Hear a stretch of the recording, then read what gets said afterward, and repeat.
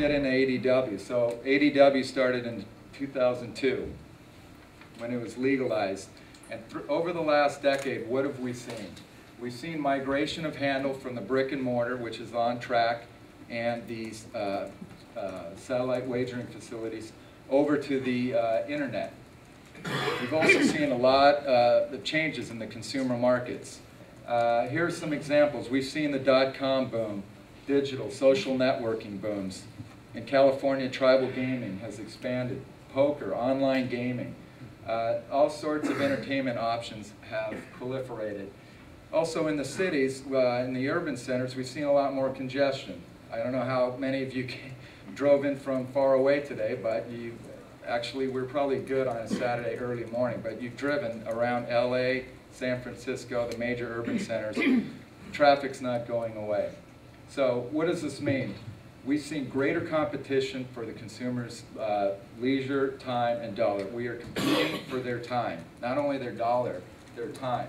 So the implication here is that there's really a premium, I think, on convenience and experience.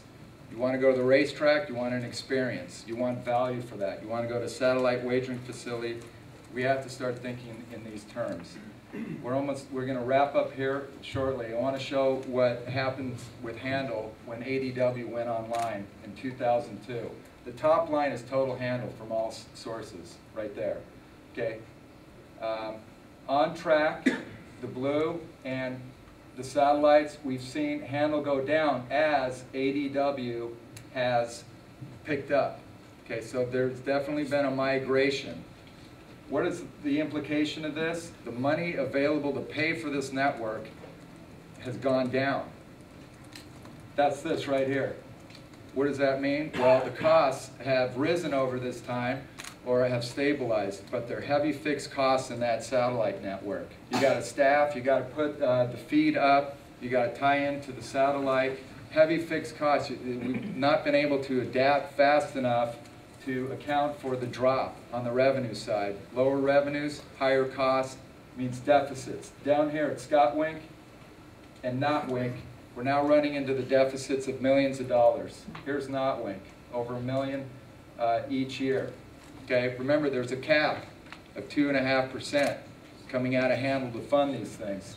So like any other business, we need to adapt to the current environment. And the current environment is that we've got internet out there, we've got on track, we've got the satellites. All right, so we need to become more efficient. We've identified current issues here, such as high fixed costs. There's arguably a lot of facilities that are out of date with today's customers. The facilities might not be up to standard compared to other entertainment options out there.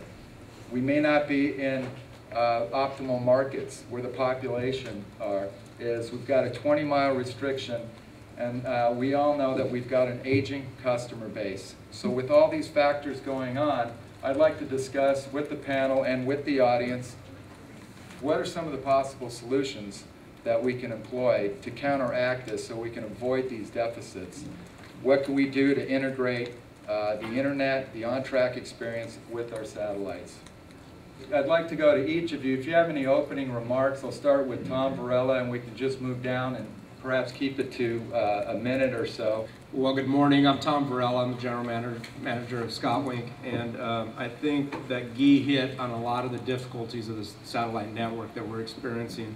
Since ADW started, we're down about 40% in our revenues.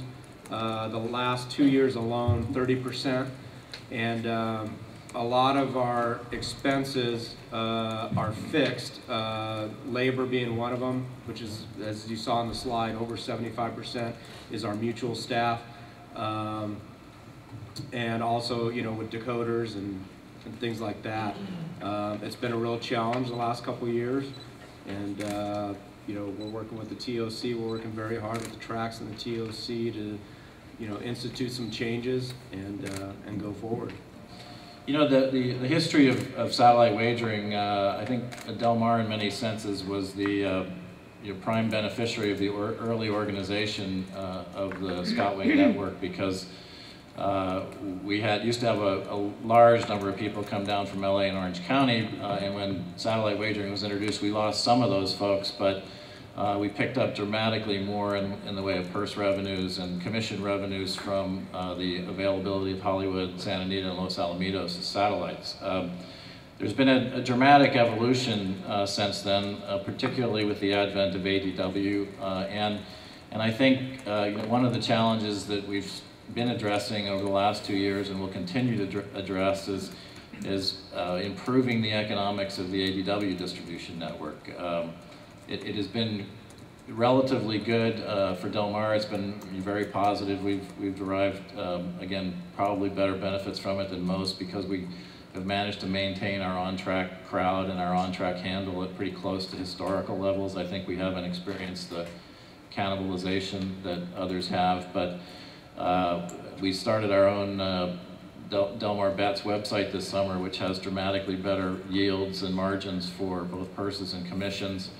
I think you're going to see trends in that direction, and I think we're working right now with our television distribution company to work with them to set up a small dish subscription network, so that if you're dissatisfied with the production qualities of some of the ADW television because there's too many different signals and not enough views of the horses and those kind of things, that we'll be able to allow people to have an actual subscription just for, they can elect Del Mar or Saratoga or whoever they want, but you can have the whole full card and all the views of horses that you want. So we're working on the technology front to improve both the yields and the quality of distribution of the product.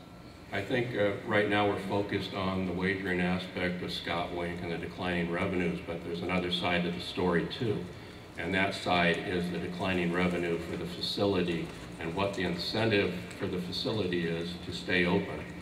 2% is not much, and it takes a lot of a handle to generate something meaningful in the way of revenue. And facilities are also looking for revenue in the ways of admission, parking, and food and beverage, and the fixed cost for those items, again, is very high. So they're getting squeezed from both sides, when the decline in wagering revenue and the decline in attendance. And these are serious problems we're going to have to look forward to in the future. Thanks, George. As all of you know, we lost Bay Meadows last year, and Bay Meadows and Golden Gate were the only two satellite facilities that actually generated surpluses for Notwing to offset the deficits at the other 15 facilities. So that was a big blow to us up north. Right now, it takes about 3% of handle to break even on Notwing. So as Guy mentioned, 2.5% comes out of handle to support Notwing.